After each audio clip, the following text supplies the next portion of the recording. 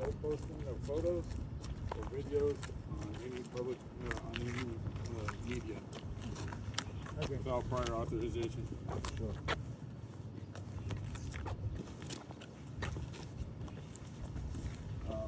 So go ahead.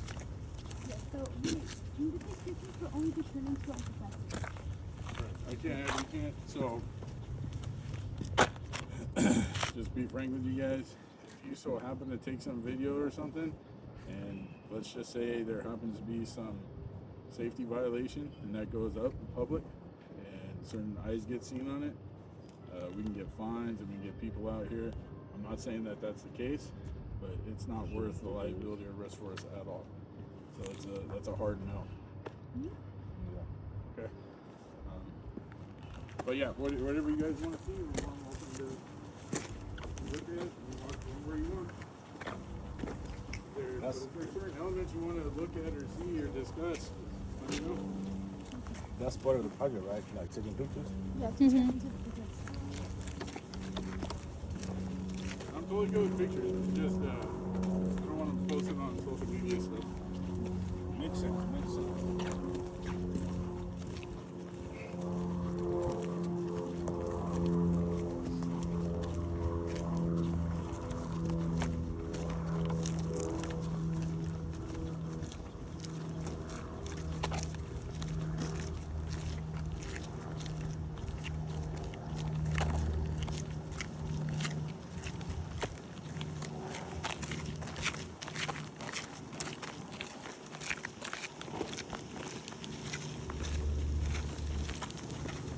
Is this to stop like cars from moving too fast? No, it's actually a slip requirement. They're called rumble plates, and it's really to keep mud from tracked out. So rainy months, to keep all the dust and mud From getting to the spilling street. out in the streets. So typical installation, there's gravel and the rubber plates on top, and that's to catch all that. And that is there is a slip requirement on any project over an acre. What did you in call it California. again? It's a rumble plate, Rumble plate. and just for reason you drive over it, it rumbles. So rumble plate. Yeah, it looked like he's gonna run. Yeah, fire up any questions you guys have. We're just gonna walk you guys through the building. There's sub-levels to this building too? Not necessarily sub levels, but if you look over here. There is a large retaining wall. First floor, the north side of it, leans up against the retaining wall. And then the second floor, ground level on the north. So there's no underground parking under?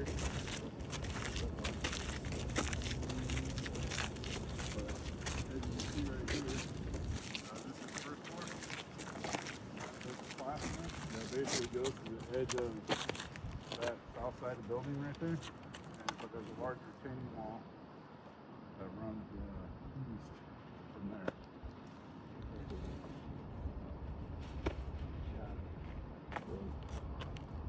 And the south side is so first floor, second floor is ground level on the north side. What are these? This is a little tight retaining wall. Oh, the black. Oh, those are going to be storm drain. Oh, So there's another wall that's going to be out here. Water accumulates, it'll go on the drain before water falling off of the next year. Was it in some sort of concrete? You still have the stairs reinforced in place, and the stairs proceeding. There's miscellaneous stairs and concrete like we have on the this little called bridge going over to where the elevator is going to be. Some concrete that goes on the exterior stair landing. The bulk of the structural concrete is complete, minus the theater seating and stairs 3, 4, which we'll be able to see. How long does it take to install the scaffolding? They could typically do an elevation in less than a week, so about 5 days. For It the whole depends. scaffolding? No, typically an elevation. Okay. Oh, this. Like ladder thing. Yeah.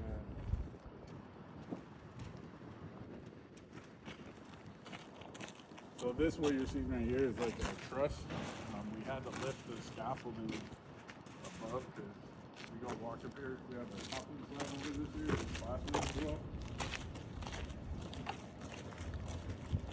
The one thing you'll learn in construction, there's always a way to do it.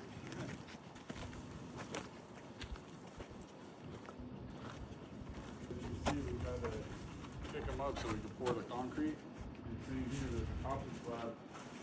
We got this waterproofing membrane now. Topping slab, and there's concrete pavers above it. But obviously we can't pour the topping slab if those legs were sitting on top. So that big truss you're seeing is basically spanning with the load from those legs down to the sides. That way we can maintain multiple areas of work at the same time instead of having to wait this to finish to do this. Yeah. So concrete is coming here. What's that? Concrete is coming to this side. So this whole black top surface is all waterproofing. So there's gonna be a varying thickness topping slab from basically 0 to 3 inches that runs across the top, and then there's gonna be pavers that sit on top of it. So if any water when it rains, this is all open, it can make its way into the drainage. There's classrooms below, so this is all waterproof. This isn't a classroom. This is just This is basically gonna be like a big walkway. Oh, So so- right here where we're standing, it's actually gonna be filled with dirt to about here. And there's stairs that go down to this elevation, and then it's concrete that gets out to where this road's gonna be. So this is gonna be like an entryway. Oh, that's a door. Back there is gonna be a door. This area is gonna be a door with an elevator that will, you can get there, get to the elevator, you can go up there. This elevator's gonna have doors on both sides. Does this make concrete? No, that's a dust collector. So that's part of the actual equipment that's gonna be in the building for functionality there. Dust collector. It's gonna be running when you get this. So the dust collector is for their like wood shop. Oh, okay, for the school. Yes. Yeah. This is not for construction. Oh. So we're actually where you see the anchor bolts. There's gonna be steel columns that go up, and there's gonna be framing that encapsulates this. But it's gonna be basically gonna be a gate on that side. But this part is open to the elements.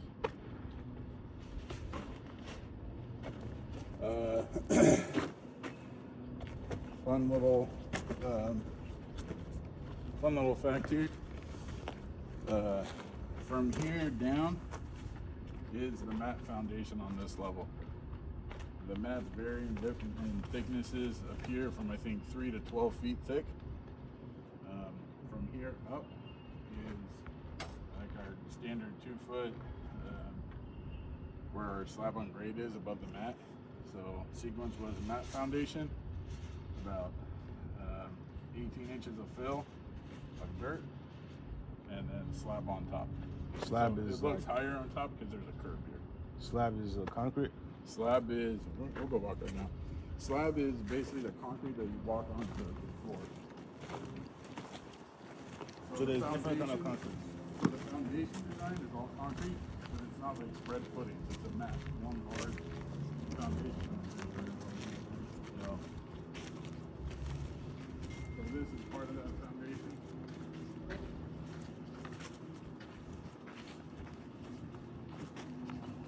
And the slab on grade is, up on,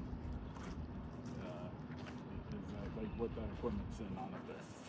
So first you have the foundation, Yep. and then you have the slab on the foundation. Yeah, so sequence-wise, build the foundation.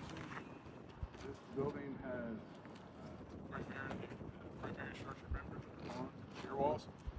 So the sequence is foundation, vertical, shear walls, columns. And then as that starts going up, those are poured, then we get the slab on grade. So we do about, I'm just gonna say 2 feet of fill. The MEPs go in, run their under slab on grade utilities, so waste lines, some electrical. After foundation. After foundation. And then we do the paper barrier, place the slab on grade, and then at that point, then we started going on the formwork for the decks. So that's all cast in place deck. But if you look at all those little joint lines on the underside of the concrete, so they're basically formed under all this that were set on jacks, plywooded, and that becomes they call it like the deck. And from there, rebar goes on, forms go on the perimeter, and we pour that deck and the cycle repeats.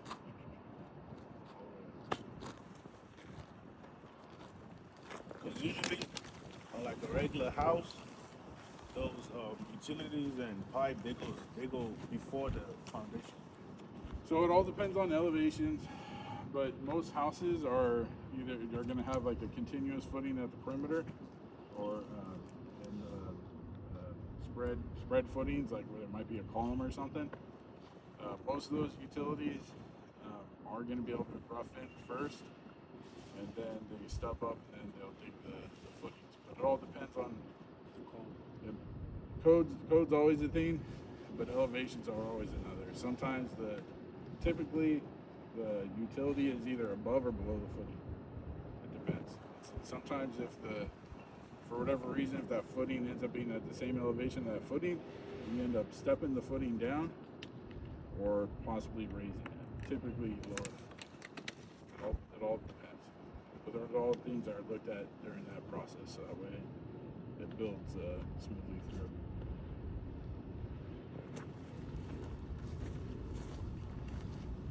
So it's the foundation contractor that's gonna look at that plan that's gonna know what he's supposed to do. So project program is the prime contractors. So our concrete prime contractor is responsible for basically all the concrete on the project. So that, except for site concrete. So if it was the slab on grade or the column or the shear wall, that was all him. Now he had a subcontractor that did the rebar, and he had a subcontractor that did the form work for the walls and columns and decks. So the person pouring the concrete is actually the one doing the concrete. Correct.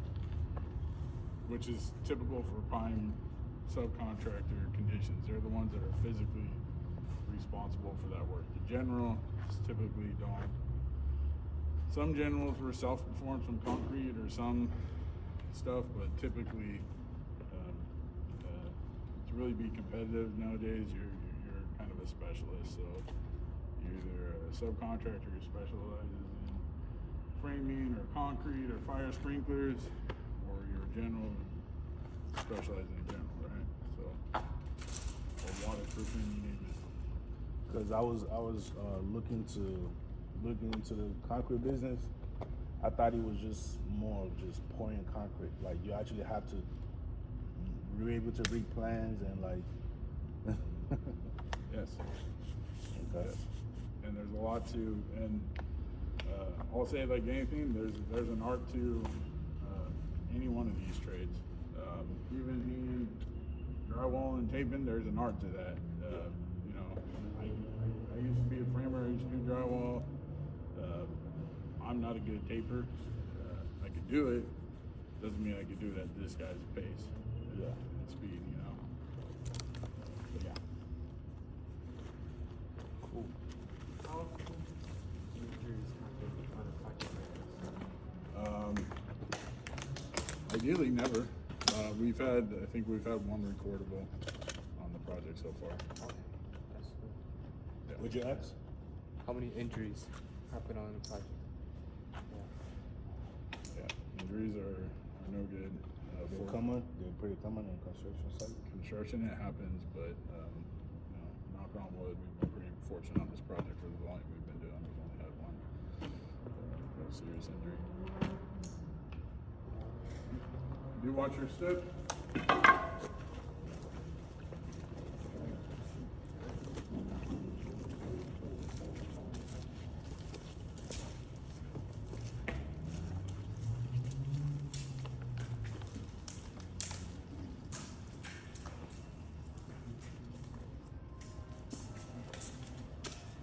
You guys got questions?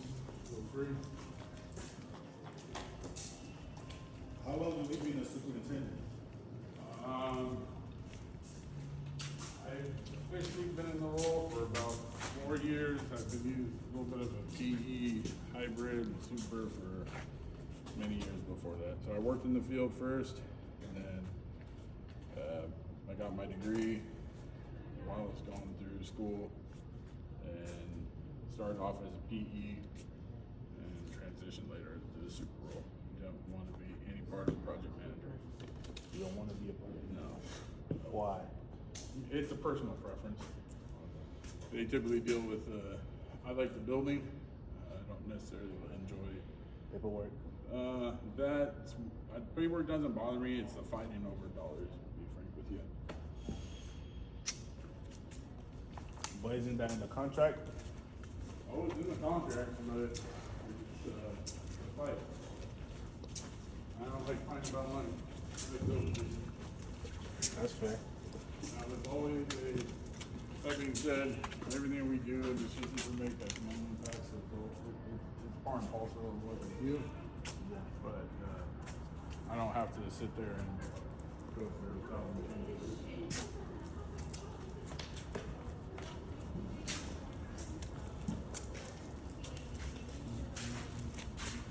So last week we didn't have the crane on site. They're setting steel on the roof.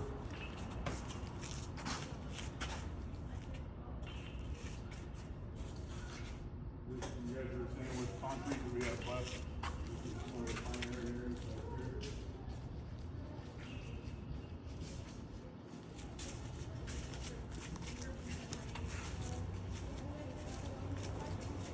You guys remember where the tower crane?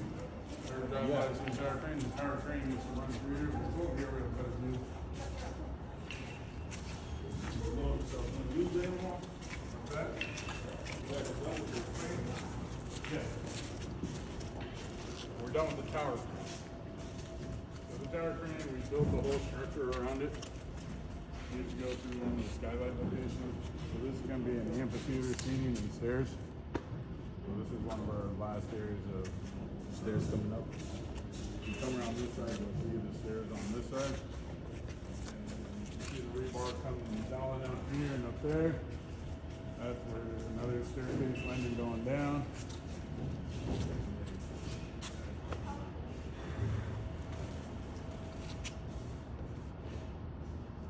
How do you guys remove the crane? With a bigger crane. With the bigger one? Those massive cranes. That crane that removed this one was set up down here below our man lift. When that thing was laid down, it extended nearly the length of this building. So that was a massive crane I got it from. Before we can build the stairs that go down here. So basically they're going to get this poured out. They're going to keep the formwork below it so that way we don't have to lose time. And once it's poured, they're going to put more formwork on top of this and literally build it up from there. And then we'll form down to the next landing. And then the cycle repeats all the way up. So like this area right here, when they poured this deck, the formwork went all the way down here. All the way up. Like something holding it up? Literally, there were post jacks every, I think it was 6 feet. A lot. So imagine every 6 feet there's a jack. Depending on the size of them, it was almost like a scaffold system on racks.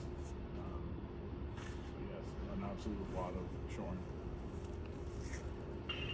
So what is your day to day like for you when you come in, like So as a superintendent? primary schedule, safety, and just coordination with the trades. So we're always,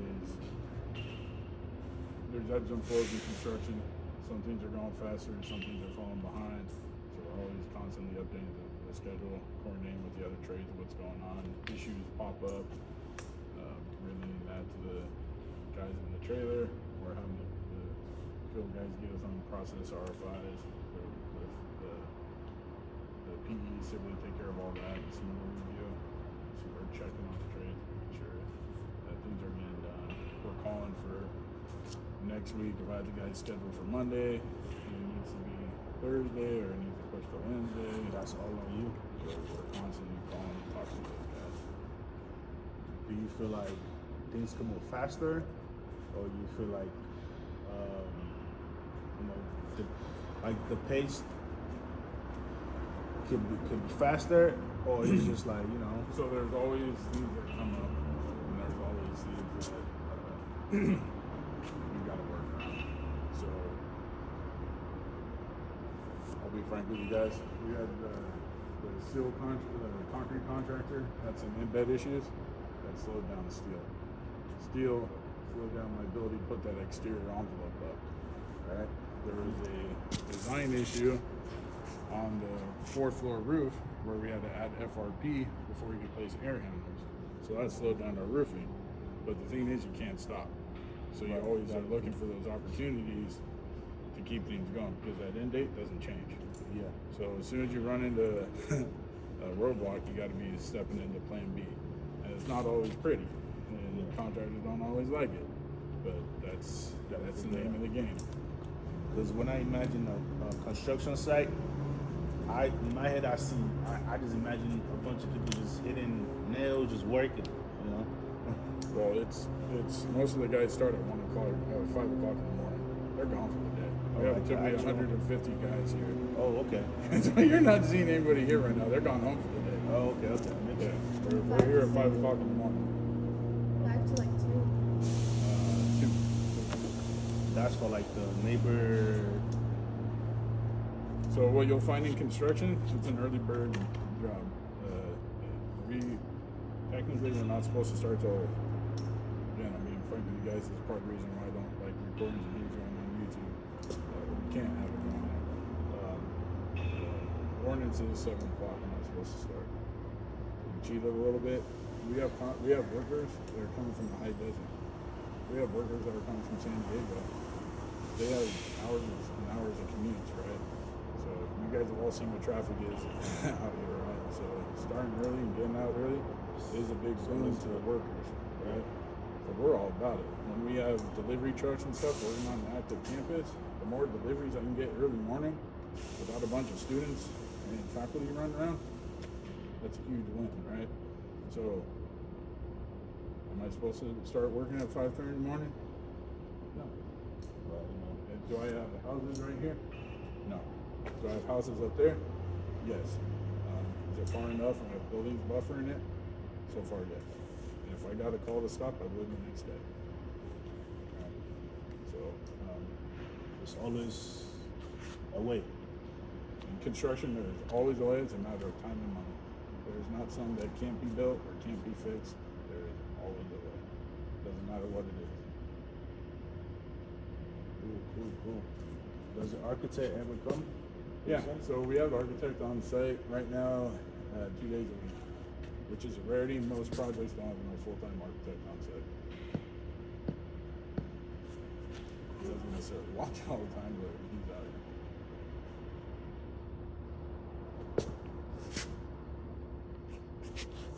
I can walk you, show you anything you want. Can we look at some plumbing? Can you look at some plumbing? Or is it any of Yeah, you guys see some last time? These green lines are domestic water. Top of domestic water. Looking here, some of the rough plumbing for the restroom. want, we'll walk around and just look at it closer. We can walk around if you want. See it better.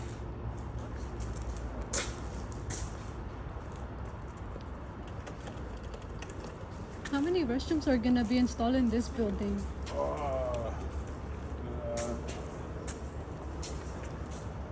Four, 5, 9, another 9, 18.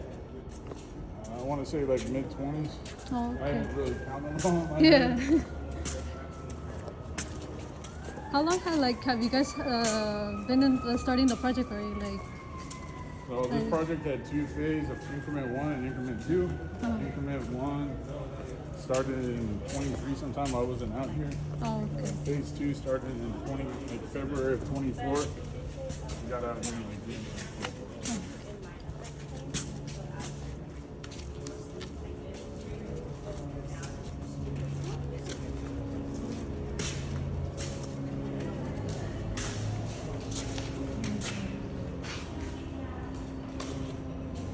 I actually have to go right now to pick up my sister from school. So I'll just leave the PPE back in the trailer. Nice to meet you. Yeah, thank you so much. No problem. Yeah. Have a good one. You too. My major is See you guys. Hi. Take care. design. So like, where these things like this is where the bathrooms are gonna be installed, like the toilets. So, this is going to be the women's side of the restroom. So, toilets. This is called a carrier. This is the main waste line. These are vent lines. This is the domestic water. That's going to be part of the vent and waste. That's picking up the next floor up. This is going to be like a unisex restroom. So one toilet. And Where's the pump? sorry, the pump. Water pump. So if you're asking like where the domestic, like the water heater is and stuff, that's going to be downstairs.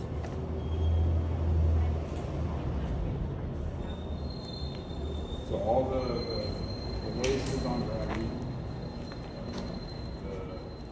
The domestic water, cold water, doesn't have a pump. It's pressurized coming in. Hot water is straight from the city. The college has tanks around. I'm not sure if they have pumps on them or not.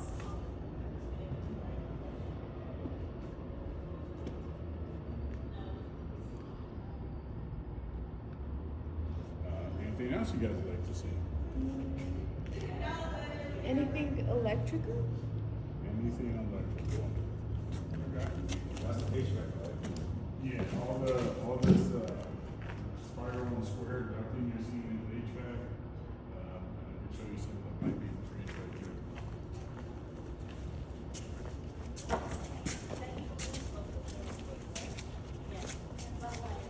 So it's all HVAC.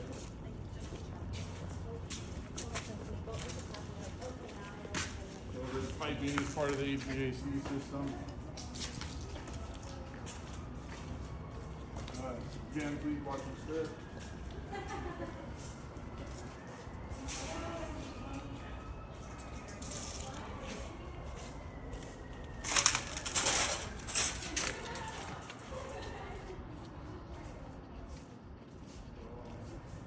Electrical, right now there's not too much to see besides thin wall. There's some overhead on second floor I can show you where they got their conduit racks going. They already ran out the wires. No, they haven't pulled wires yet. So, like back here is going to be a TV. They're a little bit behind on their WB boxes. That's why those conduits are just stubbing to nowhere right now. Once that box comes in, they'll mount the back box and connect those conduits. So mostly electrical right now is in wall. Quad B, we do have more overhead in. Plus they have ran electrical underground. I can show you some of their floor boxes over on the side.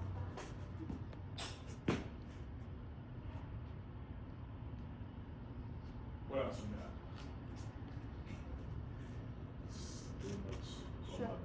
take right now. Structural? So again, you're standing on it and around it, columns. We just placed the sidewalls back here. Last time I think you saw it was just formwork. You guys were here last time. Over here. Look at that. That stairs 3 4, that's structural. Where all that rebar is. So you're not part of the planning, you're part of the scheduling. Sorry, what? Like, are you part of the planning process? It depends on what the client has asked us to do. Some clients ask us to be part of their pre-construction team, and we'll offer those services too. Would you recommend that? Absolutely, any project. The sooner you can have a contractor's eyes on it, the better. You know what I'm saying? As a superintendent. Yeah, so we get involved whenever we build the schedules before bid. It's good if I know I'm going to be on a job, I want to be on the pre-con. If it's budgeted, it allows us to find RFIs, scheduling issues, seems to focus on the.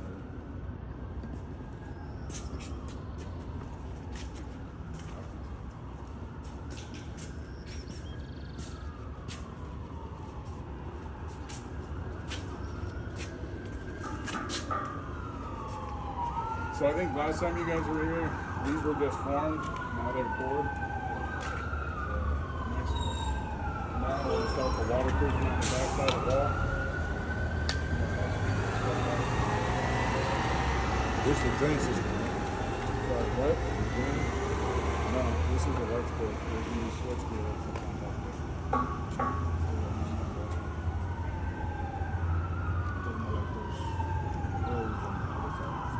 Holes, like up to here. We do put a backup wall burrito drain for any water that collects behind the wall so it can drain out. But yeah, that's about all I do. There is going to be a catch basin. It's all said and done. Pick up any water that needs to come out.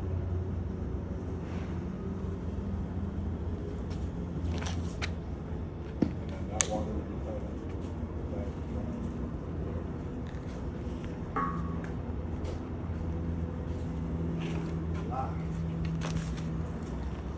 It is a lot, and that's why we have a lot of prime contractors. It takes a village to, you've heard the saying, it takes a village to raise a kid, it takes a village to build a project. There's thousands of guys who put their blood and sweat into these things, and numerous prime contractors, right? And it takes a effort from everybody to get it done. Is it illegal for you guys to like 5 a.m. to like what, like to 12 or what time? And then somebody else step in from 2 to. Sometimes we have contractors that don't start till 7 to 4. Sometimes our roofer stays late because he needs to. Say we got rain coming, he'll work 12-hour days. It doesn't matter. There's workers here. We work here. You know what I'm saying? Like, would it be legal to work 24/7, but not working the people 24/7? So we have a project going on in Ontario. It was scheduled for 2 crews, so we got basically 2 shifts running. It's not illegal. The workers have to be given